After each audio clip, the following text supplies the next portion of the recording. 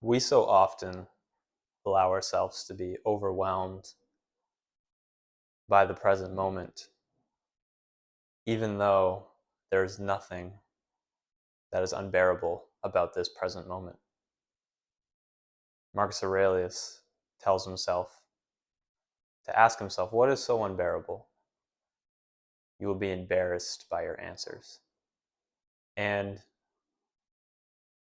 Seneca also has similar insight, which is we suffer more in imagination than reality. I definitely find with myself the times that I am the saddest or am despairing or have no hope. It's because I just got done catastrophizing, which is a term used in cognitive behavior therapy where you make something out to be more than it is. Say something happens and then you start imagining how that's going to play out on a time scale. You say, oh, this just happened. That means, in 3 months, this is going to happen. And then in a year, that's going to happen. Then in 10 years, I'm going to be homeless. Then in 30 years, I'm going to be dead. And then, you get all worried and get all worked up, even though that is all in your imagination. None of that has happened. We truly do suffer more in imagination than in reality. Ask yourself next time you are overwhelmed by a situation, what is so unbearable about this present moment? Not what is so unbearable about a potential future that may or may not happen, but what is so unbearable right here, right now? I think Marcus Aurelius is 100% correct in saying that you'll be embarrassed by your answer. You'll be embarrassed to say that there's nothing. There's nothing about this present moment. A lot of people sometimes will say, or it's a common term that to say, I can't bear this anymore. Stop, I can't bear it. But the irony of that is, as you are saying, I cannot bear this anymore, you are currently bearing it. The present moment is not unbearable. It is your imagination of doing it for another minute or another hour or another day. That is what is unbearable. Your imagination of doing this on a prolonged period of time. It's never the present moment that you cannot bear. It is never the present moment. It is always the imagination of a distant future where you have to put up with this. But you never know how that's actually going to age. You never know how you're going to feel about a situation or if it's even going to come true in the future.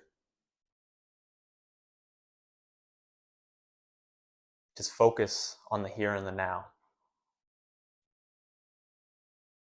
And the Stoics, they also have an exercise called premeditation malorum. And that is where you meditate, you premeditate before on a tragic event.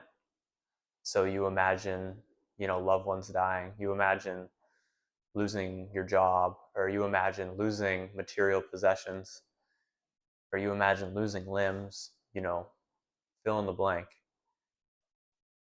You imagine these things before they happen because Seneca says that the unprepared blow lands heaviest. The unprepared blow lands heaviest. If you are prepared for the worst case scenario to happen, it won't land as hard because you'll be at least aware of its possibility. Now, Marcus Aurelius also talks about this and says,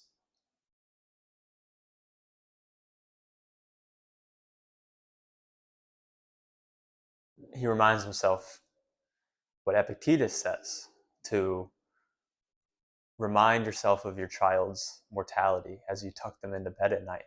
And Marcus Aurelius doesn't just say this as a man who is living in a palace. He says this as a man who has buried 8 children. So he is not a stranger to his children dying. 8 of his kids, I think, died, give or take a few. Either way, he is no stranger to the death of his child.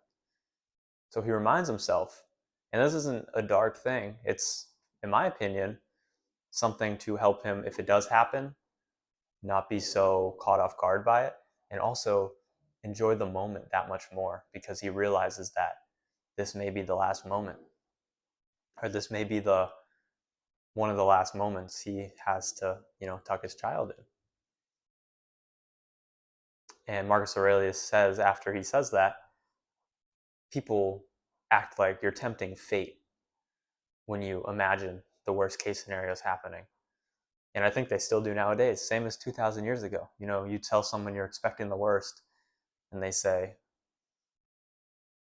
be more, the law of attraction, be more optimistic. But then Marcus would answer that with, is grain tempted when you talk about, its harvest? When you talk about it, its growth? You talk about grain, growing and it grows? It's stupid to believe that because you prepare for a bad situation, the situation is more likely to happen. The unexpected blow lands heaviest. Expect the blow and it won't land so heavy. That was what a Stoic would say a good leader does. A Stoic would say a good leader is never hit with an unexpected blow because he expects the unexpected. And if he is hit by an unexpected blow, then that isn't anyone else's fault but him. It's a fault of his leadership.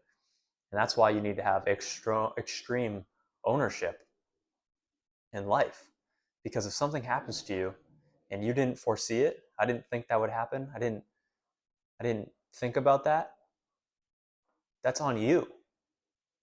It's on you for not potentially expecting that to happen. Now, it's not the end of the world. You shouldn't just despair about that, but you shouldn't point the finger. You shouldn't blame another. You should point the finger inward and say, I should have been prepared for that. I'll note that this is a possibility in the future that can happen. But there's a very fine line. There's a very fine line between this, because if you do premeditation malorum and you allow yourself to catastrophize, but allow it to happen in a negative way, that's not beneficial, because you'll suffer more in imagination than reality. But if you can do it in such a way where you realize that isn't reality, but that could be a potential reality one day, I'll keep that in the back of my head. So if it happens, I'm prepared for it. But I won't allow myself to ruin this present moment by dwelling on the possibility of it happening. So there's a very fine line. Very, very fine line.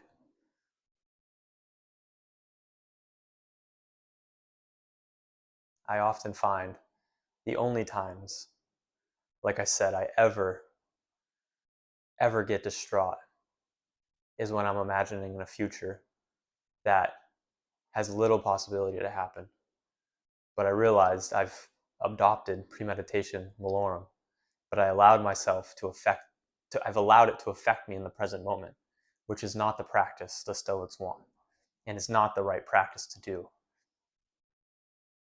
The right practice is to imagine it so the unexpected blow doesn't land heaviest, not to ruin the present moment, and not to despair and worry. And it's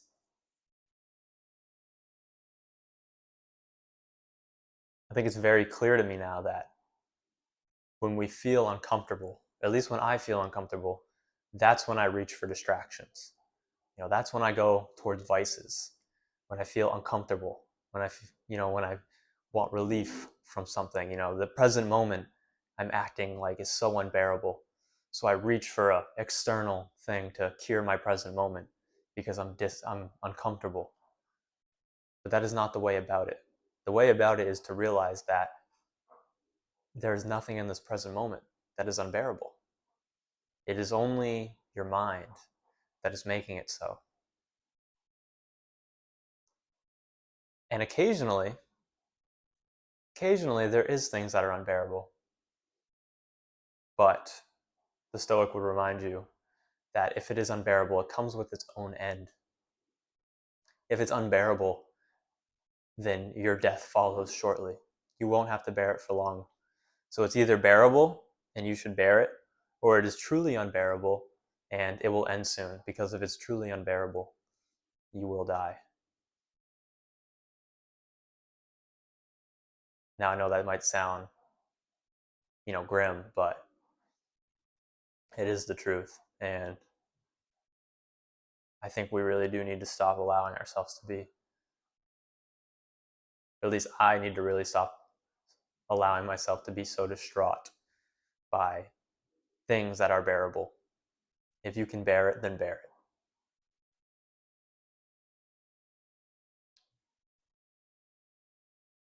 Catastrophizing has never helped anybody. Premeditation malorum has. So be careful and don't allow premeditation malorum to turn into catastrophizing. Decatastrophize it and remind yourself, what is so unbearable? What is so hard to bear about this present moment? You'll be so embarrassed to admit. And make sure when you ask the question, you keep it to the present moment. You don't say, well, in 10 minutes or in 2 minutes. It's like, no, this moment, right here, right now, what is so unbearable? You'll be embarrassed to answer.